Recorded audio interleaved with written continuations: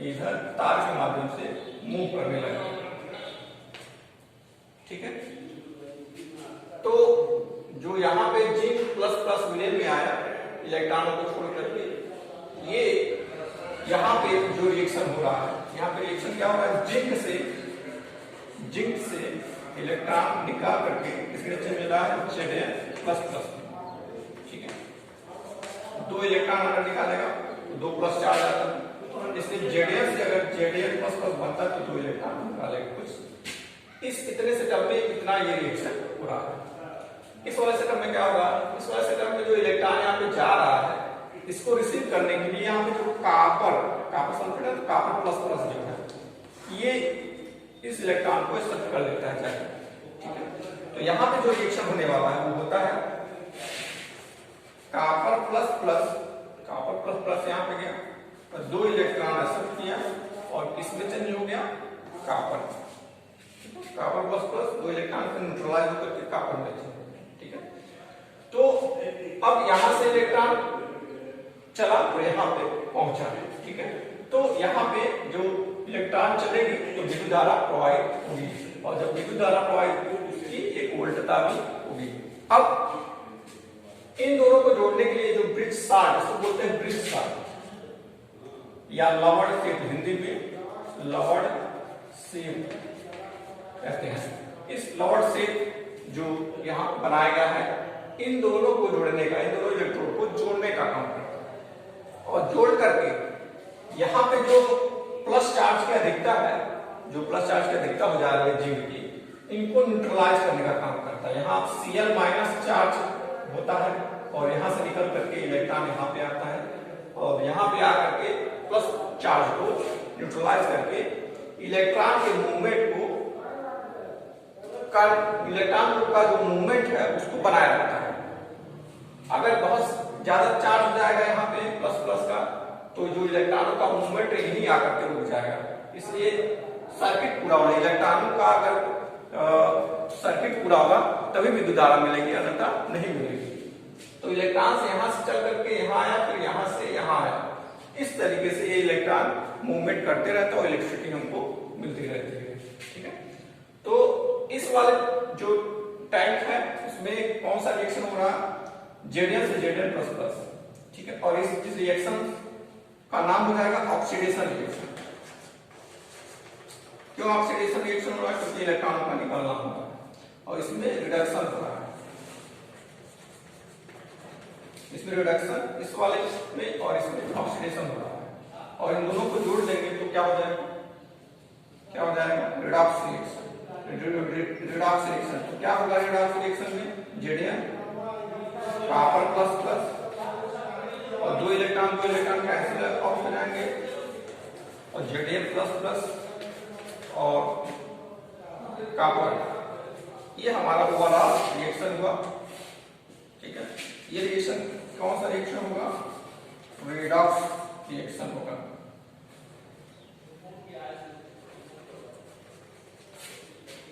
Redox reaction.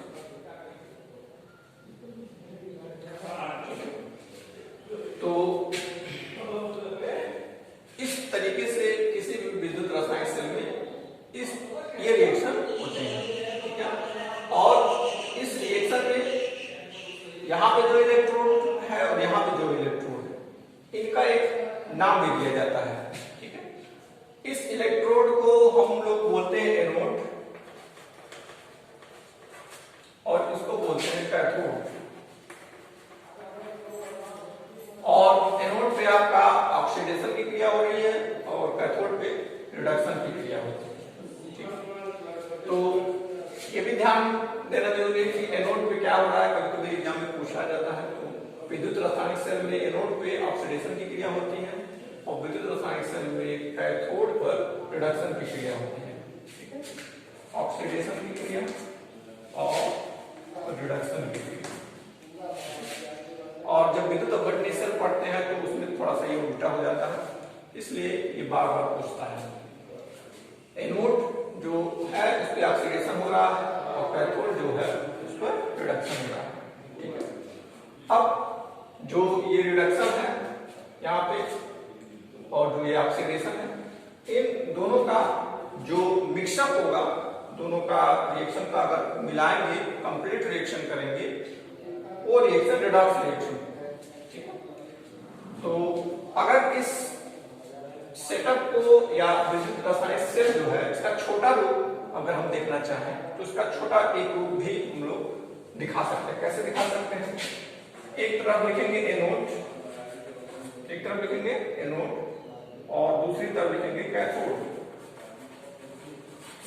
क्योंकि दो electrode होते हैं, एक एनोड की तरफ होगा और एक कैथोड की तरफ होगा। एनोड पे जो रिएक्शन हो रहा है उसको यहाँ पे लिख देंगे। एनोड पे क्या सा रिएक्शन हो रहा है? Zn से Zn प्लस प्लस हो रहा है। तो Zn से Zn प्लस प्लस रिएक्शन कुछ इस तरह दिखा सकते हैं, मतलब Zn से Zn प्लस प्लस एनोड पे हो रहा है। और एक बड़ा सा लाइन लगाएंगे। फिर कैथोड पे क्या हो रहा है? कैथोड पे कार्बन प्लस प्लस से कार्बन में कन्वर्ट हो रहा है। ठीक है, और ये आपका जो डायग्राम है इसको बोलते हैं mini cell diagram, mini cell diagram. मतलब इस डायग्राम को देख करके आप समझ सकते हैं कि एनोड पे क्या हो रहा है, कैथोड पे क्या हो रहा है।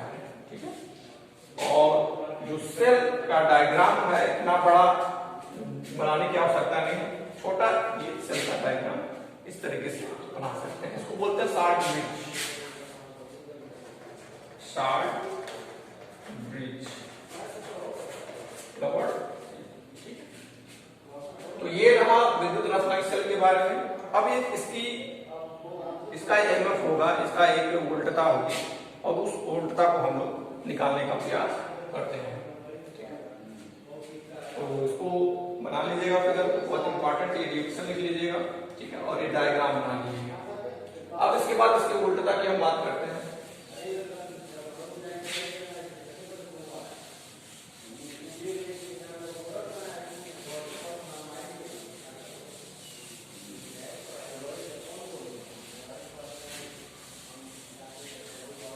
इसकी वोल्टता निकालने के लिए फार्मूला का यूज किया जाता है। फार्मूला कौन सा है? EMF, electrode. ठीक है, इलेक्ट्रोड जो सेल का ईएमएफ है उसको इस तरीके से दिखाते हैं, सेल का ईएमएफ, और ई कैथोड माइनस ई एनोड। ये E0 क्या है? E0 मतलब स्टैंडर्ड, ये 0 मतलब स्टैंडर्ड इलेक्ट्रोड पोटेंशियल, 0 का मतलब स्टैंडर्ड इलेक्ट्रोड पोटेंशियल। ईएमएफ ये सेल का स्टैंडर्ड इलेक्ट्रोड पोटेंशियल। तो अब ई कैथोड और ई एनोड क्या है? कैथोड पे जो रिएक्शन हो रहा है उसकी वैल्यू लिखेंगे, एनोड पे जो रिएक्शन हो रहा है उसकी वैल्यू लिखेंगे। ठीक है, तो और दोनों का रिडक्शन पोटेंशियल लिखना है, रिडक्शन पोटेंशियल। इसमें भी रिडक्शन पोटेंशियल, इसमें भी रिडक्शन पोटेंशियल। तो आप देख रहे हैं कैथोड, यहां ध्यान देने वाली बात यह है कि देखिए यहाँ पे जो कार्बन प्लस प्लस से कार्बन में चेंज हो रहा है, यहाँ पे रिडक्शन हो रहा है और इसका रिडक्शन पोटेंशियल क्या है? 0.34 वोल्ट। ठीक है, तो ई कैथोड और कैथोड पे यही हो भी रहा, कैथोड पे क्या हो रहा है? रिडक्शन हो रहा है इसका कॉपर का, तो इसका मान लिखेंगे प्लस 0.34 और माइनस है। एनोड पे क्या हो रहा है? एनोड पे जिंक से जिंक प्लस प्लस बन रहा है और इसका रिडक्शन पोटेंशियल कितना है? 0.76 वोल्ट। ठीक है, अब कैलकुलेट कर लीजिए, कैलकुलेट कर लेंगे तो ये माइनस वैल्यू है, माइनस माइनस क्या हो जाएगा? प्लस हो जाएगा 0.76। ठीक है, टोटल जुड़ेंगे तो 1.10। ठीक है, ये सेल का ईएमएफ है,